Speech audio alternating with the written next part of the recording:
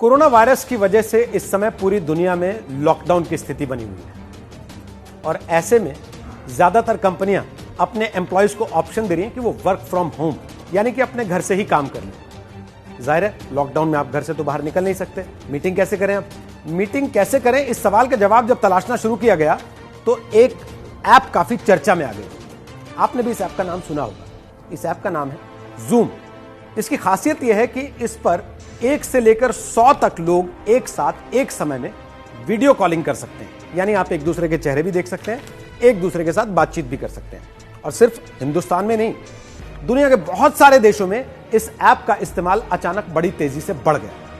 और जैसे जैसे इस ऐप का इस्तेमाल बढ़ा, इस ऐप को लेकर चर्चा बढ़ी, इसको लेकर सवाल भी खड़े होने लग गए।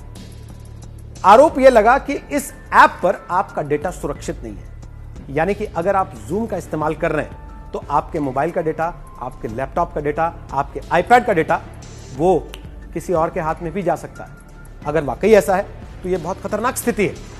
तो आज हम आपको बताएंगे जूम ऐप को लेकर जितनी तरह की चिंताएं पूरी दुनिया में सामने रखी गई हैं वो क्या है, और साथ ही जूम ऐप का इस्तेमाल करना आपके लिए खतरनाक है या नहीं। साइबर सिक्योरिटी के लिए भारत में एक राष्ट्रीय नोडल एजेंसी है, CERT-IN। इसका फुल फॉर्म है computer emergency response team of India.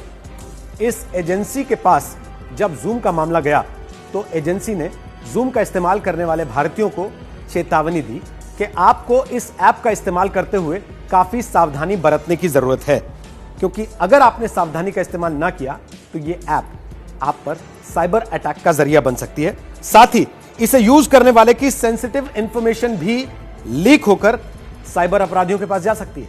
अमेरिकी वेबसाइट CNET के मुताबिक कैलिफोर्निया में इस ऐप पर एक लॉसूट यानी कि एक मुकदमा भी फाइल कर दिया गया, और इस मुकदमे को फाइल करने के लिए 3 चीजों को आधार बनाया गया। सबसे पहला आधार यह है कि यह ऐप फेसबुक के साथ अपने डेटा को शेयर कर रही है, यानी कि जो जानकारी आप उनको दे रहे हैं वो उसको जानकारी को फेसबुक के साथ साझा कर रहे हैं। दूसरा आधार, ये ऐप आपको एंड टू एंड इंक्रिप्शन नहीं देता, जैसा कि आजकल व्हाट्सएप भी देता है आपको। आप जब किसी को मैसेज करते होंगे तो ऊपर लिखा रहता है कि एंड टू एंड इंक्रिप्शन है इसमें। और तीसरा आधार ये कि इस ऐप के जरिए आसानी से यूजर के वेबकैम को भी एक्सेस किया जा सकता है। और सिर्फ CNET ही नहीं, वॉशिंगटन पोस्ट ने भी जूम के ऐप को लेकर थोड़ा सा अध्ययन किया।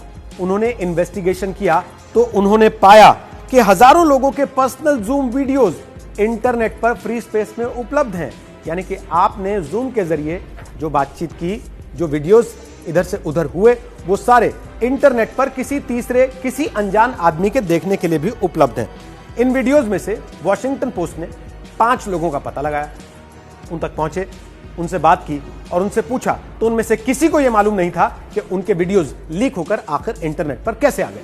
सिक्योरिटी एक्सपर्ट ब्रायन क्रब की माने तो ऐसे बहुत सारे टूल्स हैं जो आपको इंटरनेट पर 1 घंटे में ही 100 जूम मीटिंग आईडीज ढूंढकर सामने रख देंगे, यानी कि 100 ऐसे लोग जिन्होंने मीटिंग्स की होंगी।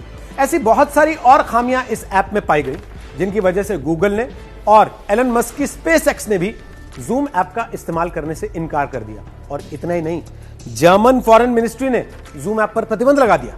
इन सारी रिपोर्ट्स के बाद जूम ऐप बनाने वाली कंपनी के CEO एरिक युआन ने वॉल स्ट्रीट जर्नल को एक इंटरव्यू दिया, और उस इंटरव्यू में उन्होंने माफी मांगी और साथ ही यह भी कहा कि कंपनी लोगों के विश्वास को बनाए रखने के लिए हर संभव काम करेगी। और उन्होंने यह वादा भी किया कि अगले 90 दिन में, यानी कि 3 महीने में, वो इससे जुड़े सारे सिक्योरिटी इश्यूज को सॉल्व कर लें। अब आपको यह भी जान लेना चाहिए कि आखिर एरिक युआन हैं कौन। जूम ऐप के फाउंडर हैं एरिक युआन, और वो एक चाइनीज अमेरिकन हैं। पिछले कुछ ही दिनों में जूम की पॉपुलैरिटी का ग्राफ किस हद तक बढ़ा है, इसका अंदाजा आप इस बात से लगा लीजिए कि पिछले 3 महीनों में उनकी नेटवर्थ 112% बढ़कर $7.5 बिलियन हो गई है। और सिर्फ 3 महीनों के अंदर वो ब्लूमबर्ग की बिलियनर्स की लिस्ट में 192 नंबर पर आ गए हैं। दिसंबर 2019 में जूम ऐप के एक्टिव यूजर्स की तादाद थी 1 करोड़, जो मार्च 2020 में 20 करोड़ तक पहुंच गई है, यानी कि 20 गुना ज्यादा। तो अगर आप भी जूम ऐप का इस्तेमाल कर रहे हैं तो इस रिपोर्ट को देखने के बाद आपको घबराने की जरूरत नहीं है। आपको केवल भारत की राष्ट्रीय नोडल एजेंसी CERT-IN ने जो सलाहें दी हैं उनका थोड़ा सा ध्यान रखना होगा, तब आप जूम ऐप का इस्तेमाल करते हुए सुरक्षित रख सकते हैं अपने डेटा को। उन्होंने जो सलाहें दी हैं वो नोट कर लीजिए। सबसे पहली सलाह जो उन्होंने दी है वो ये है कि एक ऐप को हमेशा अप टू डेट रखिए, यानी कि लगातार अपडेट्स उसमें जो आ रहे हैं उनको आप रिफ्रेश करते रहिए, दोबारा से डाउनलोड करते रहिए। दूसरा, एक मजबूत पासवर्ड रखिए। और तीसरा, हर मीटिंग के लिए आप एक यूनिक पासवर्ड रखिए। साथ ही साथ मीटिंग के लिए आप वेटिंग रूम फीचर को एनेबल रखिए, ताकि कोई भी व्यक्ति जो उस मीटिंग का हिस्सा बनना चाहता है वो मैनेजर की अनुमति के बगैर उस मीटिंग में शामिल ना हो पाए। तो बस इतना ही करना होगा, तो आप सुरक्षित रहेंगे। सावधान रहिए, सतर्क रहिए, सुरक्षित रहिए।